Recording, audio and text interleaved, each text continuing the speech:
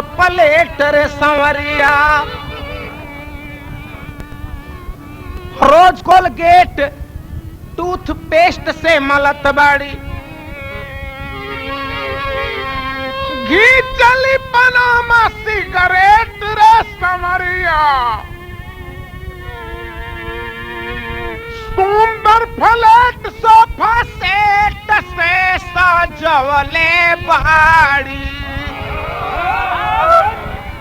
अरे मारा तारी बन के बिजली करेंट रे संवरिया।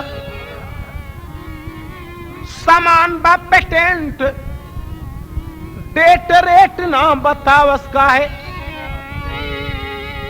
खोल के बैठल बाड़ी सदर गेट रे संवरिया।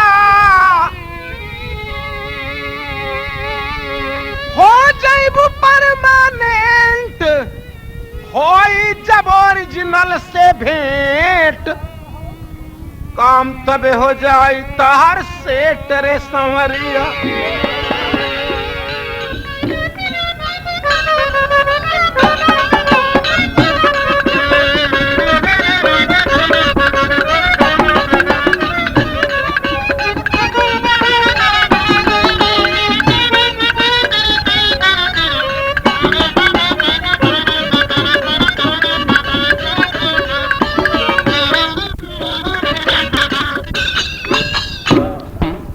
जे प्रोग्राम के ऑर्गेनाइज कर रहल बा।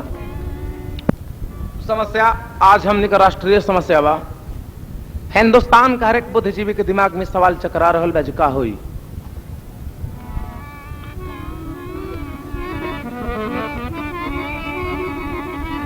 गीत रउआ सब सुनले हो खूब। राजीव के आगा केहू के शान ना रही, कभी शेर के आगा सियारा के गुमान ना रही। बात तो है, बात थोड़ कैसे बदल गए तने।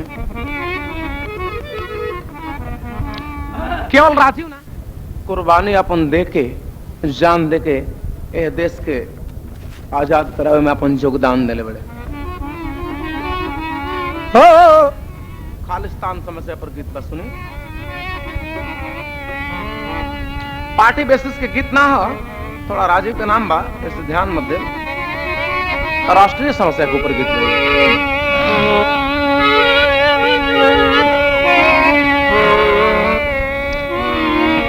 राजीव इंदिरा के संतान। इंदिरा के संतान अपन अरे मन में लिहले ठान होया लगई खालिस्तान ना बनी। अलगई खालिस्तान ना बनी। जब ले रही देह में देखिया हमारा जान हो। अलगई खालिस्तान ना बनी। जब ले रही देह में देखिया हमारा जान हो। अलगई खालिस्तान ना बनी।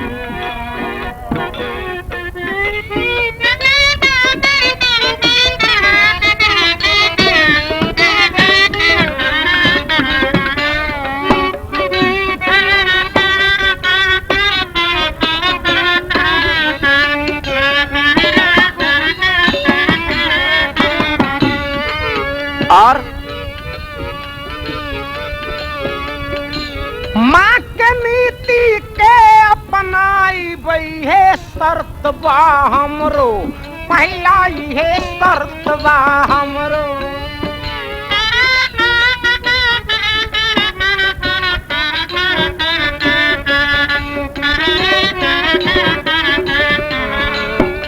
अरे धमकी के परवाह तनिक ना।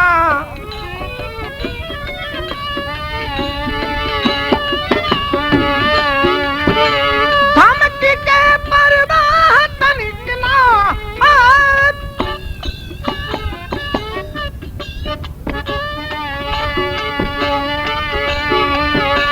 धमकी के परवाह तनिक ना।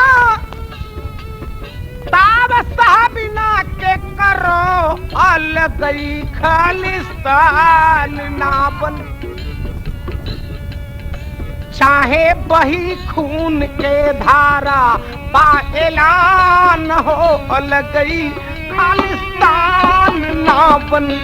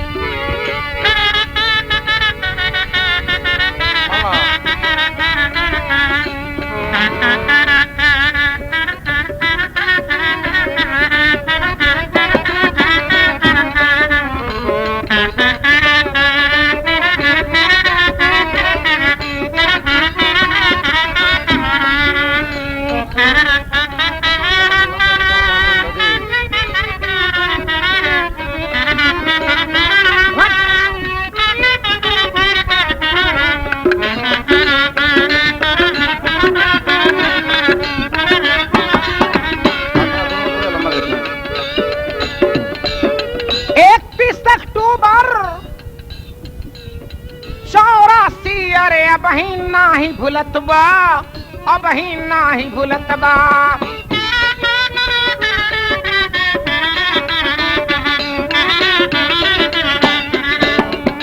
खून के कतरा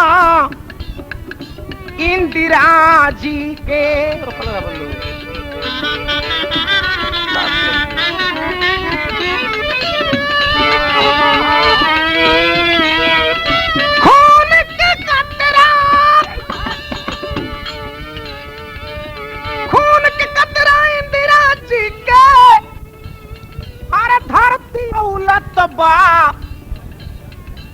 अलगई खालिस्तान ना बने। भले ही भारत के सेवा में हम कुर्बान हो, अलगई खालिस्तान ना बने।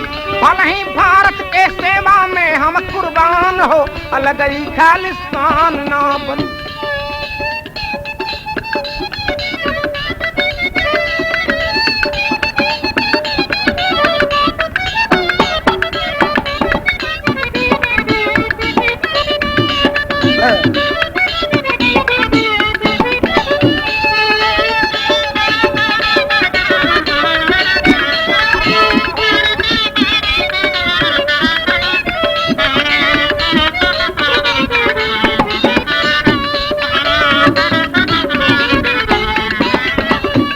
और कहा करें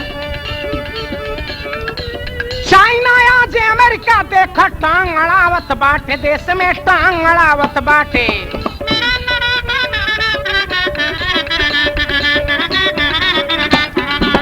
चाइना अमेरिका अच्छा हो रहा बा, लेकिन हमने की चाहे खालिस्तान न बने। घर के झगड़ा के घर ही में, घर के झगड़ा के घर ही में आज लगावत बाटे, अलगई खालिस्तान ना बनी। अरे चाइना अमेरिका के बात छोड़ी, हाई तो देखी ताके टुकुर टुकुर बगले में पाकिस्तान हो, अलगई खालिस्तान ना बनी। ताके टुकुर टुकुर बगले में पाकिस्तान हो, अलगई खालिस्तान ना बनी।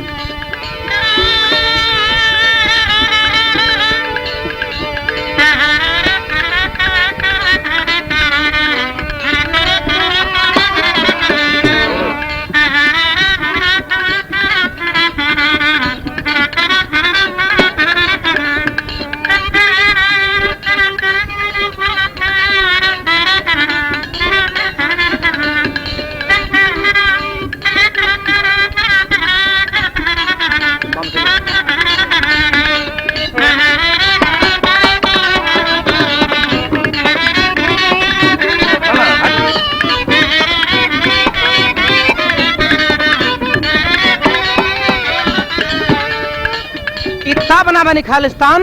कब? जब तक मेल रही आपस में दाल गले ना पाई, के करो दाल गले ना पाई।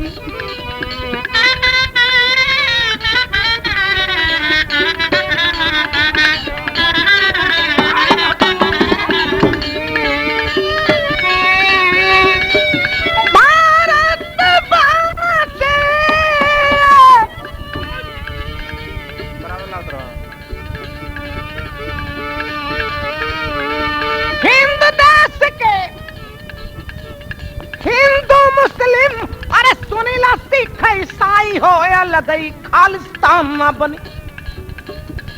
ना हक बैर कर जन सब बा एक समान हो लगई खालिस्तान ना बनी। ना हक बैर कर जन सब बा एक समान हो लगई खालिस्तान ना बनी।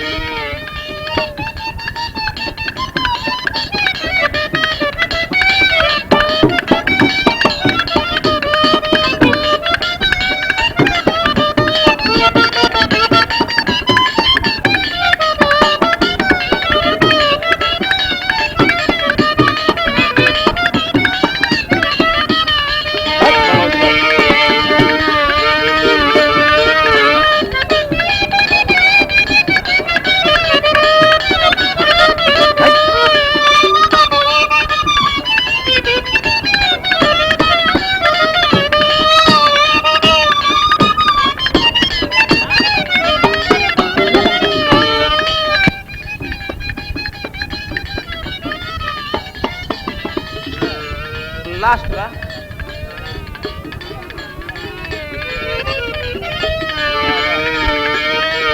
मेरे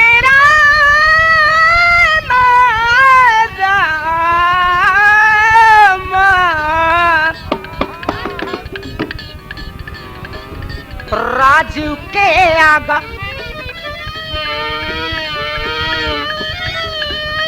अरे राजू या भारत के आगा कहूं के शान ना रही। कबही शेर के सोझा अरे सियारा के गुमान ना। कबही शेर के सोझा सियारा के गुमान ना रही।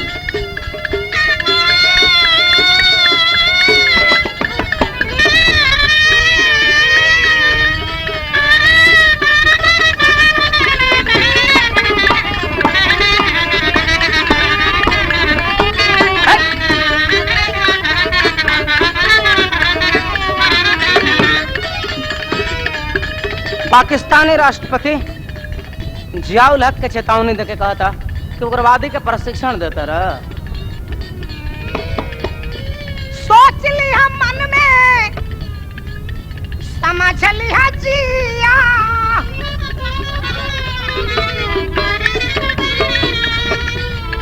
अरे जानी ना पौधा भूज देव जा पिया।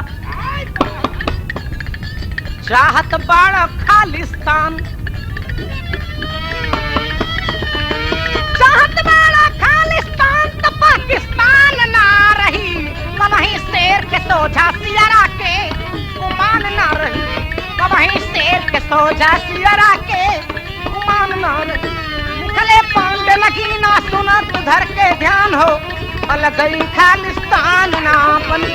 जबले रही दे हमें देखला हमरा जान हो अलगई खालिस्तान ना बनी।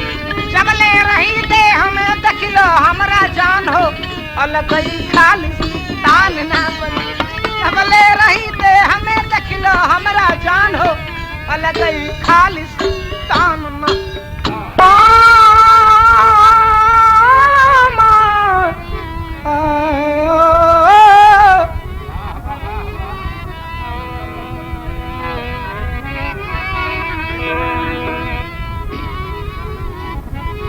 एगो थोड़ा लेक से हट के गीत बा कसहूं बाँच उच के चली ले गाड़ी घोड़ा का धक्का धुकी से।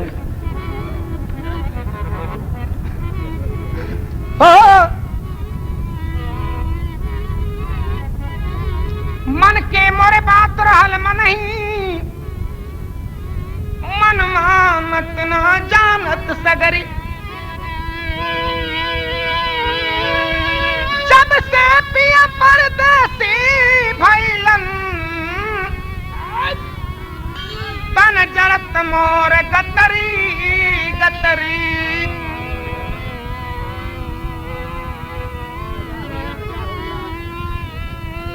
कहले रउआ बुझला बिना रतिया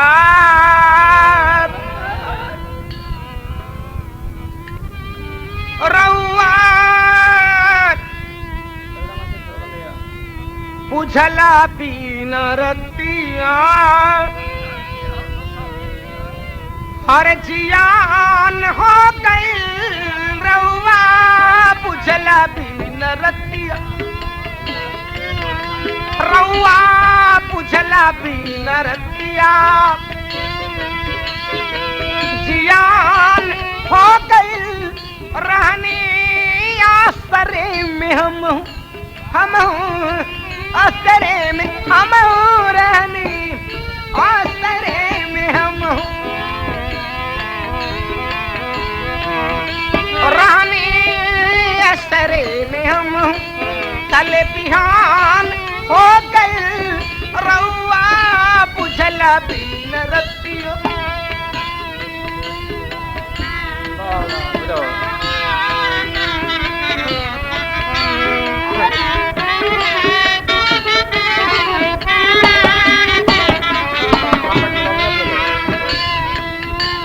और कहले रतिया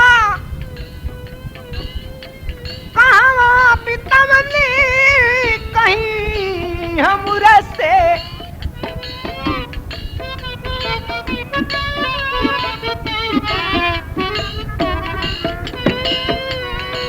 प्यार जाके लुटमनी कहीं केकरा पे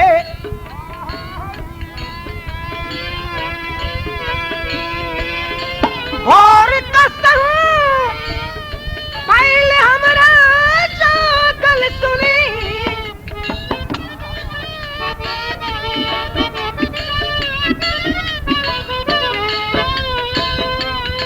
हमरा मनवा भई जैसे पागल सुनी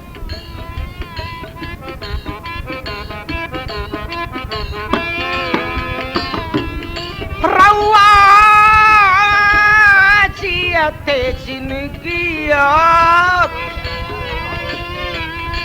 रउआ जियते जिंदगिया पिरान हो गई रउआ जियते जिंदगिया पिरान हो गई रउआ बुझला बिन रतिया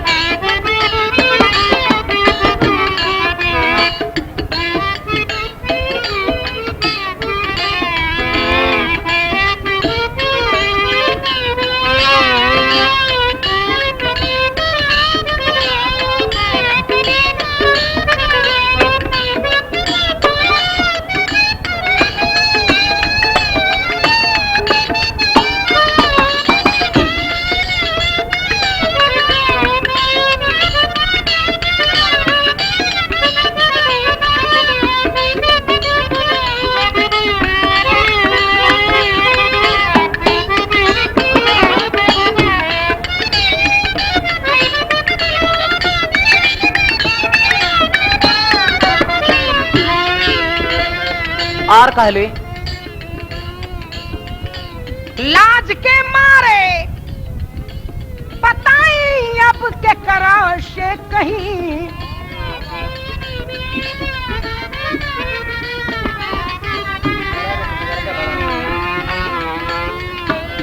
सोची रौरे बोली पीर कतना ले सही आई गरवा लगाई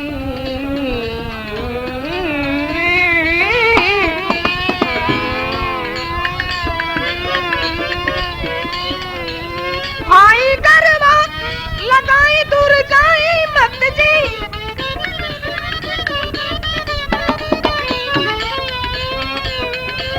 रउआ अरे हम रात के पेशी छछमाई मत जी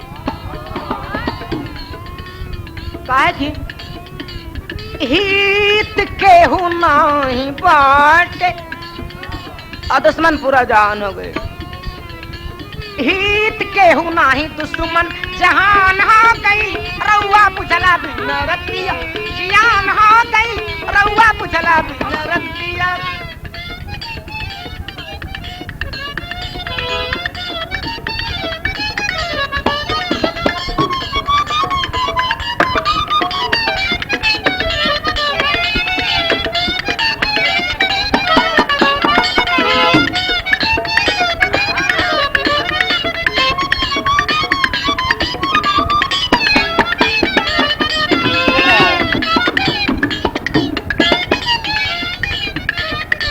लास्ट अंतरबा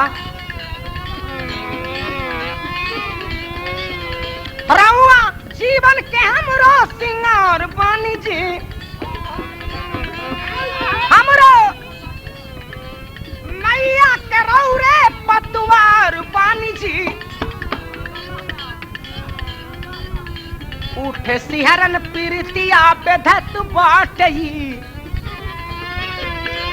उठे सिहरन प्रीतिया बेधत बाटई आग धाध के सनहिया जरत बाटई और सुन के पांडे नगीना सुन के राजन तिवारी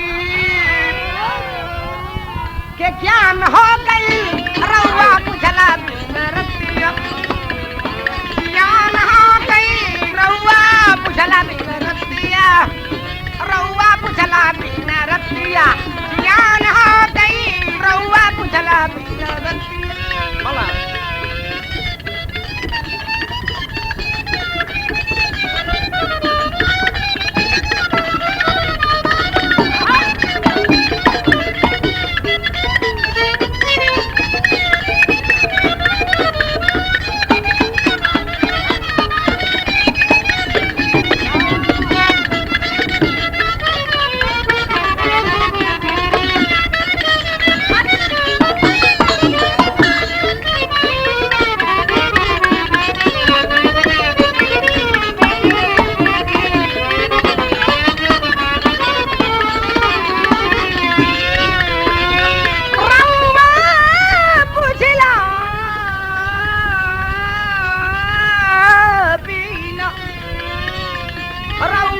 बुझला बिन रतिया जियान हो गई रउआ बुझला बिन रतिया जियान हो गई रउआ बुझला बिन रतिया जियान हो गई रउआ बुझला बिन रतिया जियान हो गई रउआ बुझला बिन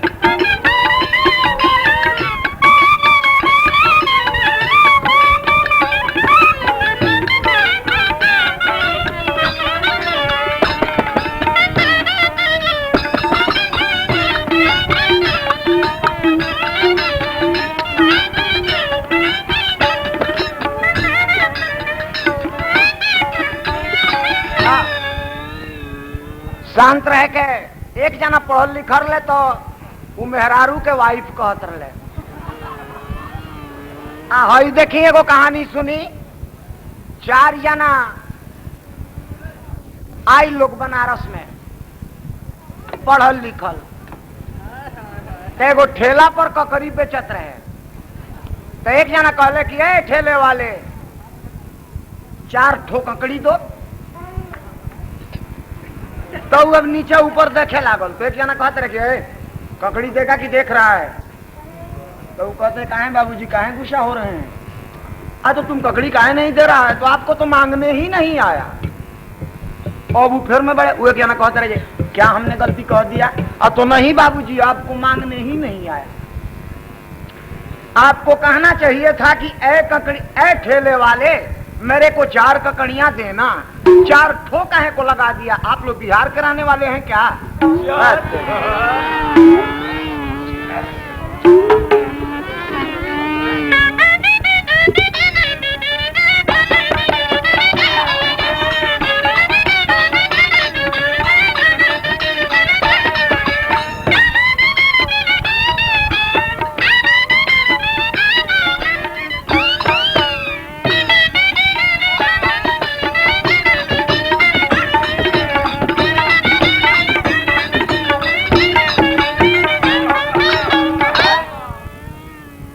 बचा के ना तो एक्सीडेंट हो जाएगी।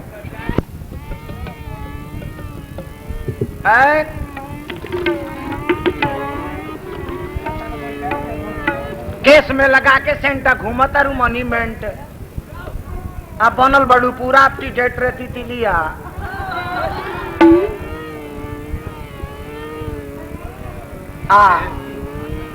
बढ़ले बा रूप बा रंग बा तो बिजली लेखा चमके लू। हम कुछ कह देव तो कहना जलू झमके लू।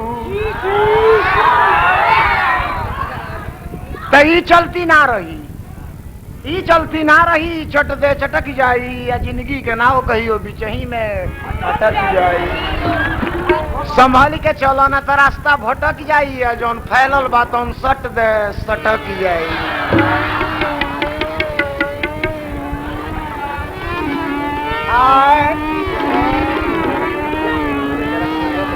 काहे कि जेकरा सूरत बा उ केहू का सोझा अइबे करी। अल्लाह को होइबू जो कतनो इंद्र के परी त कौनो सजना का से जिया पे जइबे करी। आ नथुनी के का तोड़ पैबू जब की तहार अल्हड़ जवानी धली जइबे करी।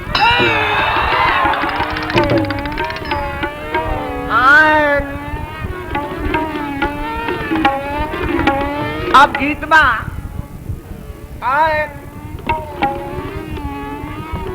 अरे रक्षा करे ना पवली, रक्षा करे ना पवली देशवा बड़ा चूक हो गई। अरे इंद्रा हो गई सपनावा दिल में हुक हो गई। इंद्रा हो गई सपनावा दिल में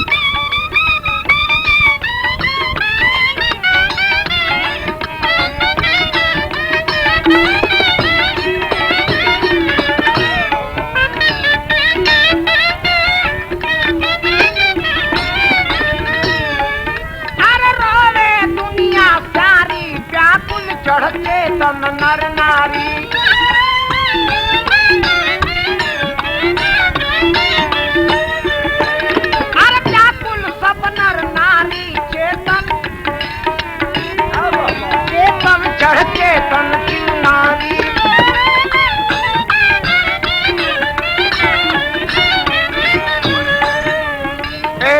नथुनी बोलत मूरतिया, अरे बोलत मूरतिया अचले में जब चूप हो गई, निद्रा हो गई, सपनावा दिल में हो गई।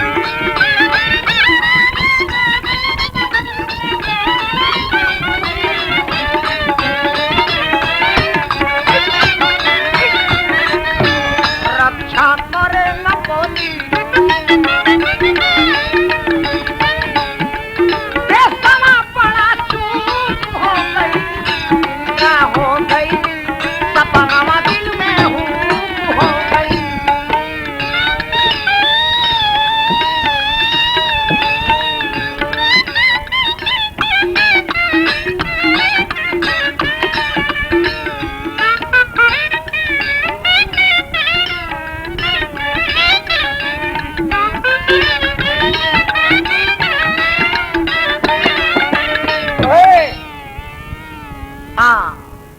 हई धुन बाएगो,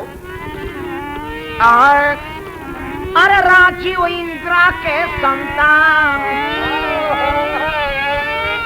राजीव के सोझा केहू के तान ना रही।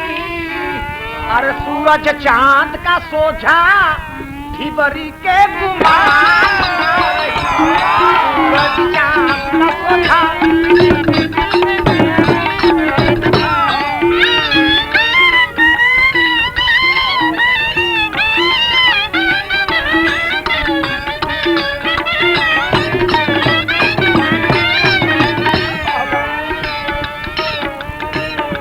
सूरज चांद का सोझा ढिबरी के गुमान ना रही।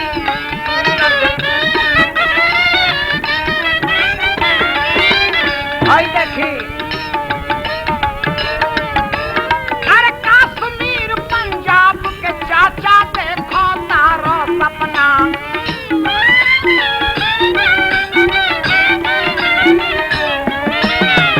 ई सपना पूरा ना होई, कर कर हो तू कल्पना।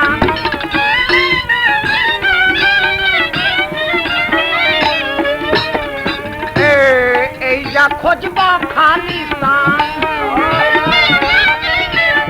तब पाकिस्तान ना रही, कभी शेर का सोचा जला के मान ना रही।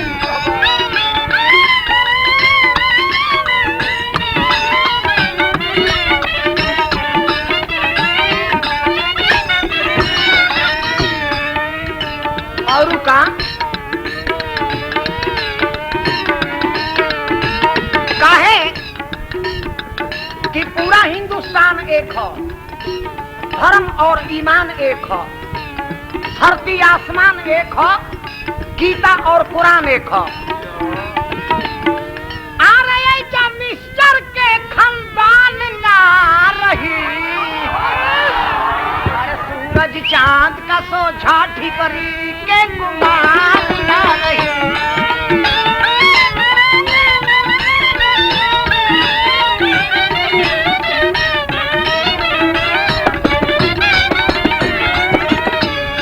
भगवान झूले ले पलना यहाँ भगवान झूले ले पलना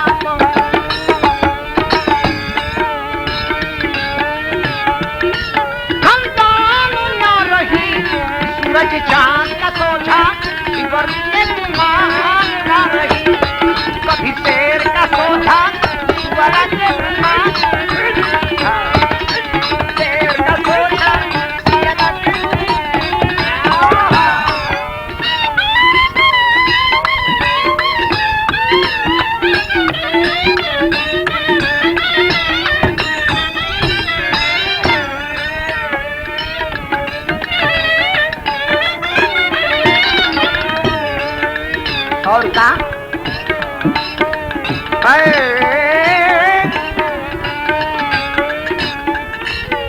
तीन तीन बार कड़ैला बाकी भरल न ताहर हिया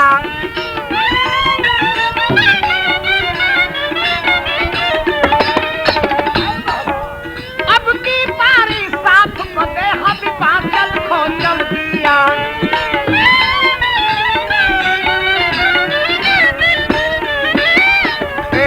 ढाका रावल पिंडी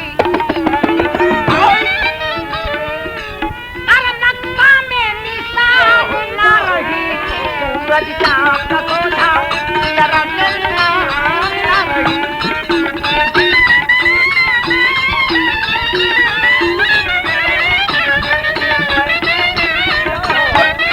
और का कहता अपना धिया का पिया से हथियार बहुत तुम लिया हथियार बहुत तुम लिया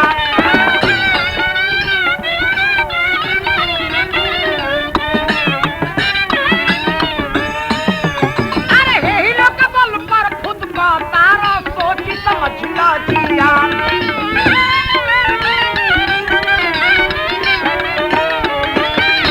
अरे धुरा नवाल नीमन अरे दोसर पिलवान ना रही अरे सूरज चांद का सोझा के गुमान